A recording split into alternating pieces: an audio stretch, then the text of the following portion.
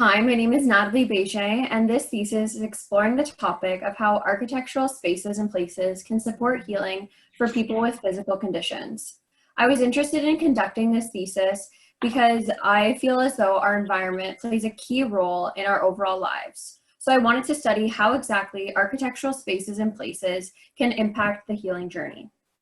So this thesis project is looking at the issues of the healing environment in the current healthcare industry. There are some improvements that need to be made in terms of the designs of current healthcare facilities. And some of the current issues within the healthcare industry have to do with the homogeneous approach to healthcare and also the lack of information for patients on lifestyle modifications. This thesis has three main objectives, which first are meant to establish principles for healing design. Second, are used to ease the healing journey from hospital to home with the sense of a transitional facility. And finally, to educate people about their healing process through various forms of education within this facility. So to begin to tackle this thesis topic, healing was the main area of research. Healing has been described by many professionals and experts in various different ways. And for the purpose of this research, a combination of many different definitions will be used. And healing will be defined as an ongoing journey towards a healthy state of living that is achieved with physical body healing, spiritual, cultural, and emotional healing practices. And oftentimes it can be measured by reaching certain stages in prognosis or milestones in recovery. Healing is conducted in many different ways depending on the types of illnesses, cultural and spiritual practices, and also social norms. So it's important to acknowledge that there are these four different aspects and different dimensions of healing throughout the process of healing. And for the sake of time and focus for this thesis will be focusing on physical conditions, meaning short-term, long-term, or chronic conditions. But it is still important to include the aspect of mental health within this thesis because that is an important part of every single person's life. However, due to the complex nature of psychological and neurological conditions, this thesis will be focusing on mood disorders and anxiety disorders only within the mental health realm. So there is a vast amount of research done on healing in the hospital and healthcare environment. However, there is not as much research done on transitional facilities and healing at home. So while compiling all of my literature, three main themes became apparent. First is this concept of eliminating stressors within our environment. The second is to be sensitive to the senses. And the final is inclusion of nature. So applying this research, a series of studies and explorations were conducted throughout this thesis project to inform the basis of this thesis. So patient interviews were the first study conducted for this thesis project. And this study was helpful to better understand the daily life and the overall life of somebody who has a physical condition. So this study explained that there was a need to narrow down the user type for this thesis, but it was also very helpful in outlining the journey of different types of conditions. So 5 people were interviewed with varying physical conditions, and to conceal their identity, these patient profiles were created. And these helped to inform the overall length, which varied anywhere from 6 months to up to 12 years and still ongoing. So to better understand the human experience, diagrams were created for the day in the life of these different patient types. And this helped to really understand more of a specific approach to what their day looks like. And it also was beneficial to look at the psychological phases of healing to better understand and link back to that mental health aspect in correlation with the physical condition. So the interview study informed 5 key overlapping characteristics from each interview. And these characteristics included exhaustion and fatigue, ease and accessibility, soreness and discomfort, mental health issues, and self-care rituals. These 5 characteristics were very helpful in developing the healing design principles, which I will explain later on. So to better understand the connection of place and healing, I created an abstract representation of the typical places that we inhabit on the daily. So research shows that outdoor spaces, community, home, supportive family spaces, the hospital, and religious institutions play the biggest role in our healing process. And this diagram also shows how the transitional facility could fit into this diagram and how it could link back to both the home and the hospital and be a bridge between the two. So this study was conducted to better connect the healing journey back to the idea of space and place. Another very important concept for this thesis was the idea of illness and how we reach this point of remission. So in order to help people heal, it was important to understand all the stages of the journey and how we get to this point of remission, because that is the ultimate goal in terms of healing. So the 4 typical stages that people experience is prodrome, illness, decline, and convalescence. So recovery and remission look different for everyone, and that's why it's a very subjective term. However, it can be explained as a sustained period of time in which there are low levels of pain and low levels of symptoms. So in order to begin to understand remission, 4 key components of remission were discovered, and each of these collages help to explain each of these concepts. So these include improved emotional and psychological state, changes to behaviors and actions, improved physical movement, and changes to societal and economic stressors. So the idea of remission was something that was very important, and by collaging and coming up with these different aspects, it helped to inform some of the design moves within this transitional facility, which I'll get to in a little bit. So the final goal of this thesis is to create a transitional facility, like I said. And so it was important to do an in-depth study of the different types of transitional facilities and programs that already exist. And this study helped to clarify the pros and cons of each of these different types of facilities and programs, so that I could use different parts and aspects within my facility and also see where there were gaps and where things needed to be improved. So with the help of literature, supporting research, and the previously conducted studies, the healing principles were discovered. Creating these principles was a way to categorize and organize all of the different research and study findings from this thesis. So these design principles are meant to aid in creating the most optimal healing facility. The first principle is connection to nature, and this has to do with views and lighting, having natural materials, as well as looking at foods and calming colors and textures. The second is on additional accommodations, and this has to do with having ample support spaces and different types of support spaces, but also having physical and mental health services that go beyond your traditional doctor and nursing care within the facility. The third is about promoting independence. And this has to do with having choice in space, having different types of activities to choose from, and also having ample storage for your own independent possessions. The fourth is on creating comfort. And this has to do with your physical comfort, so having things like ergonomic furniture, additional space within corridors in the bedroom, and also having proximity to essential places within the facility. But it also has to do with mental comfort. So having things like a sense of home within the facility, and also having simplicity in things like wayfinding and technology. The final principle was added to translate the first 4 principles into the design realm.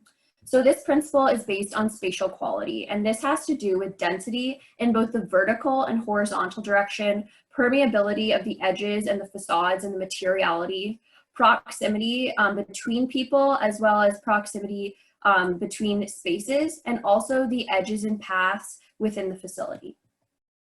So in order to study these principles, an analysis of multiple case studies was conducted using the principles. By examining the case studies, it became apparent that it is hard to encompass all principles, and that each different facility was prioritizing different principles based on what they needed. So for the goal of this thesis, it was to create this transitional facility that utilized all principles in some aspect or capacity. So in order to apply all of the design guidelines, a site was selected for the design of the transitional facility. The case study research and investigations helped to inform that the main purpose of this transitional facility is to create it for people aged 20 to 50 years old. This age group is quite vulnerable in the sense that they are typically in the start of their career or in the middle of their career. They usually have a family and they could have children, and so healing at home could be more difficult and challenging. And so by focusing on the age group in the middle, it would be able to fill a gap and a void within the current healthcare industry.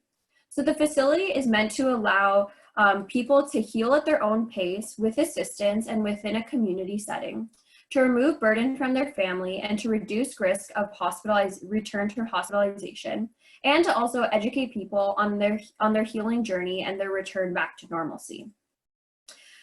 This facility would be for up to 36 people. It would be for short-term and long-term stays of up to 6 months.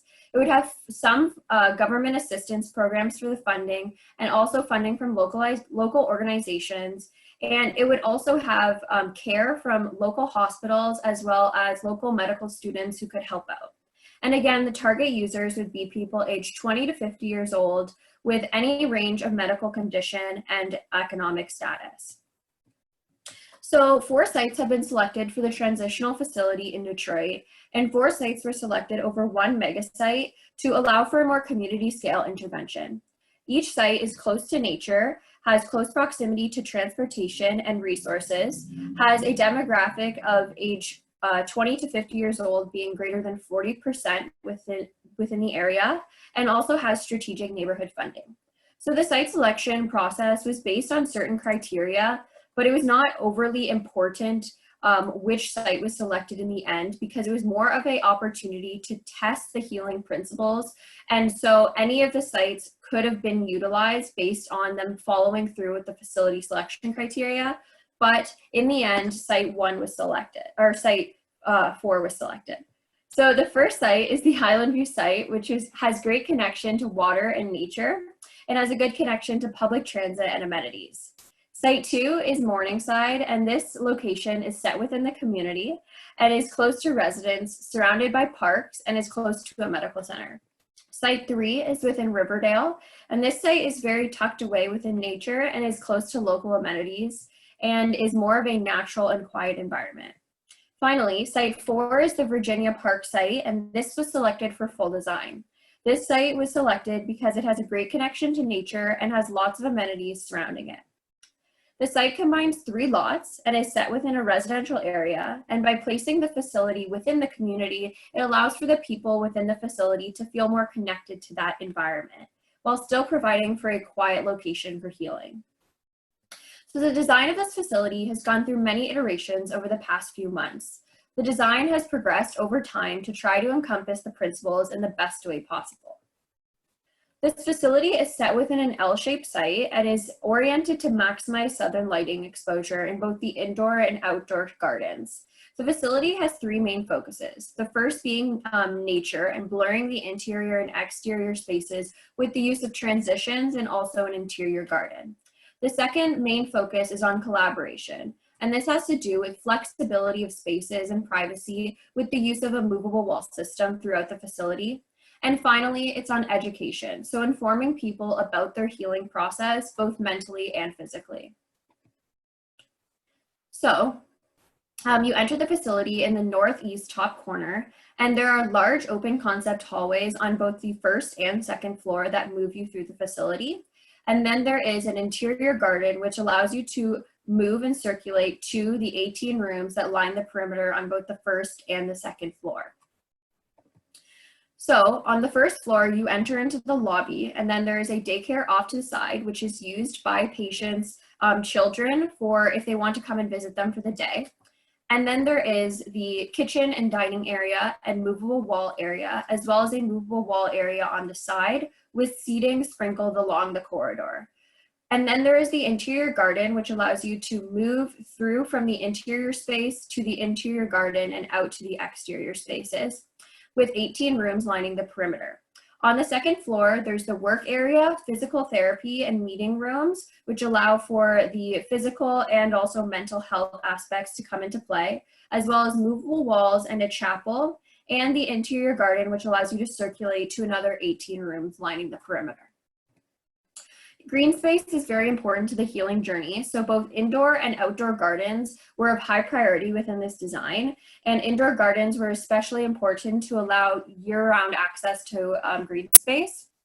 Natural lighting is also very important in the healing design, and so the interior garden has a multitude of different opportunities for lighting coming from the interior garden, but also from the perimeter windows that line the perimeter on both floors.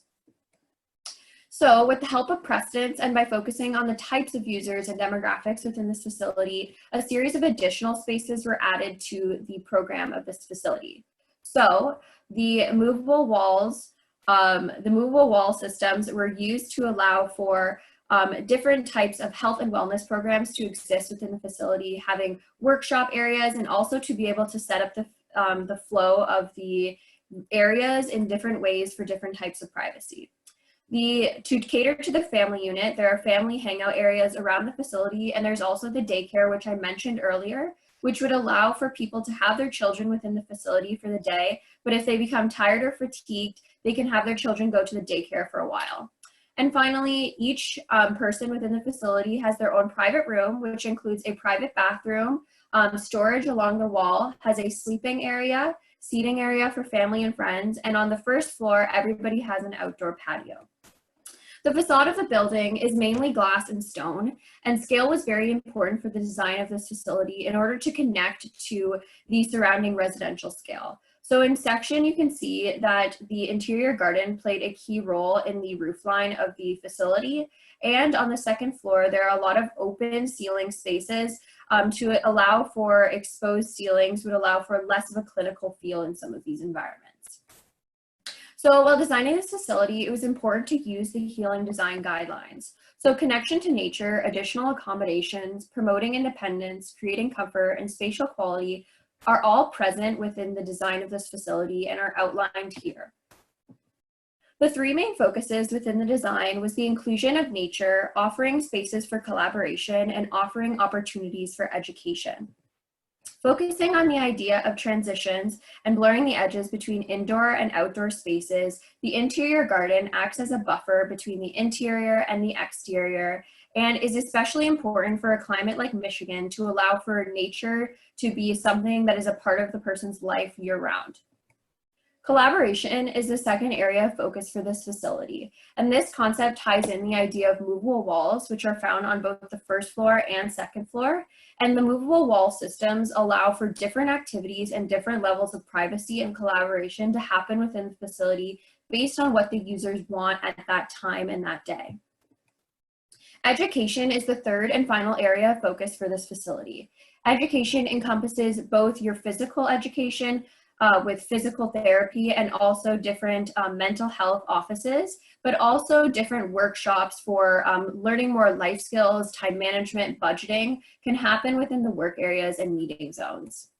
Within this facility, there would be three main patient user types. The first patient type would be chronic, and they would require some additional nursing care and supervision and be here for up to 6 months. So this person would have views out to the interior garden, would have a view in the lobby, and also their path would take them outside during the day.